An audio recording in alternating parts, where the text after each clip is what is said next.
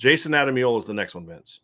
This one's very interesting to me because I think he was as good as gone midway through the season. Okay, yeah, you took the words right out of my mouth. That's what we were hearing starting off, that he was good as gone when things were starting to roll with the season. And he's kind of had a change of heart.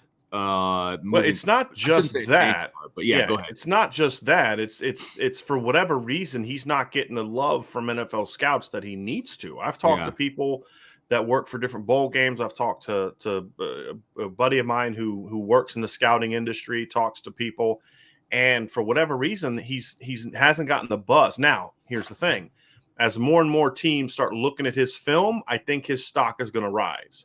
And I think ultimately he would end up being a day 2 pick, like end of day 2 pick, which means third round. Third round, yeah.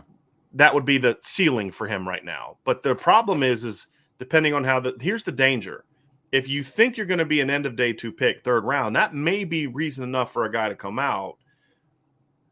But if the couple teams that see you there, their draft boards fall a certain way, they may have thought they're going to take you there, but some guy at another position fell, and now they don't take you. Now you fall into round 4 or 5. That happens all the time, especially when you get into like rounds 3, 4, and 5, because teams start, their board starts getting all jacked up. Somebody reached on another guy. Some certain guys fall. Right. They thought they were going to be able to get this position early. They didn't get it, so they panic and they go for the. NFL teams panic too. I mean, we see it all the time. So. He's a guy that, for me, I think right now is really torn on it. I think he should come back. I think Jayson Ademilola needs to come back, and here's a couple reasons for that. Number one, I think he can continue to get bigger and stronger. Not a lot bigger, but he put on good weight this year. He kept that weight on. He was more explosive. I think there's another 5 pounds for him to kind of get and play at. I think his game doesn't necessarily need work, but I think his production needs to get better. I think he needs – his big thing for me, for Jayson, this next offseason is, dude, your hand play at the line of scrimmage is awesome. I mean, he's just beating guys consistently.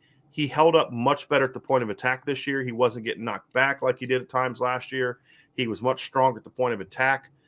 And I think that his ability to penetrate and be disruptive all took a jump this year as he played more. And here's the other thing. He stayed healthy all season. That's one of the concerns people had about Jayson, because he'd gotten hurt each of the first 2 years. He stayed healthy from the standpoint of he didn't miss games. Now, like every football player in the country, he has bumps and bruises and things that are going to need to get worked on in the offseason, but he stayed healthy. And so I see it as it's a situation where if he comes back, he can continue to grow as a leader, which I think is going to help him. Because he needs those because he's never going to be 6'5", 295, right? He's always going to be on the shorter side. He's long, but he's always going to be on the shorter side. He's never going to be 300 pounds. He's never going to be that guy. So he has to then overcome that with other traits, right? Great hand play, being very powerful hands for an undersized guy. That's what I think a lot of teams are going to see. Like, yeah, he's only 280, but he's got real strong hands. Teams are going to see his first step quickness is really, really good. But I think that his just another intangible of the leadership. He really, from what I'm told, especially when Kyle Hamilton went out, is that Jayson really started to emerge as a leader on this defense. And there was a period of time when Kurt Hinish was out, Myron was out, you know what I mean? And he kind of stepped into that void. Yeah. I think next year he can fill it even more. Maybe not so captain, I don't care about that, but just a leadership standpoint. But his production needs to get better. That's the big thing for me. Yeah. And it is – I think because as disruptive as he was this year, Vince, his numbers should have been better. And they weren't not better because he was forcing guys into a bunch of other sacks, that he was doing that. He finished second on the team in tackles for loss with 7, and he had 3.5 sacks. Now, that's good production for a defensive tackle. But if you think of all the times he had missed sacks this year or missed opportunities in the backfield this year, his numbers could take a big Sheldon Day type jump next year. And I really think they can. I will also say that if Isaiah Foskey comes back, he's going to be – look, Isaiah Foskey is going to get the headlines, right, because he's an edge rusher, and that's just the way things go. And so he's going to get a lot of attention by offensive lines, et cetera. And I think Jayson can really do a great job of capitalizing on the fact that other guys might be getting some more attention and he's going to be able to dominate in the middle. I just, there's only so many guys you can double, right? I mean, Right. there's only so many. And I think that Jayson could definitely benefit from that. And I think his numbers can skyrocket. Right. I think that he could have a 12+ tackle for loss, 5+ sack season next year if he comes back. Yeah. There's Yeah. no question. And he's going to be stronger and he's sure. going to be better. So I think he should come back. Will he Yeah. come back? I feel a lot better about that now than I did a month ago. Yeah. A lot better about that now.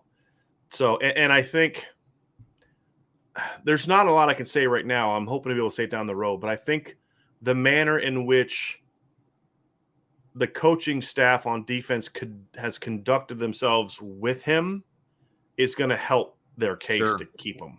Absolutely. And I think that communication wasn't always there in the past. It's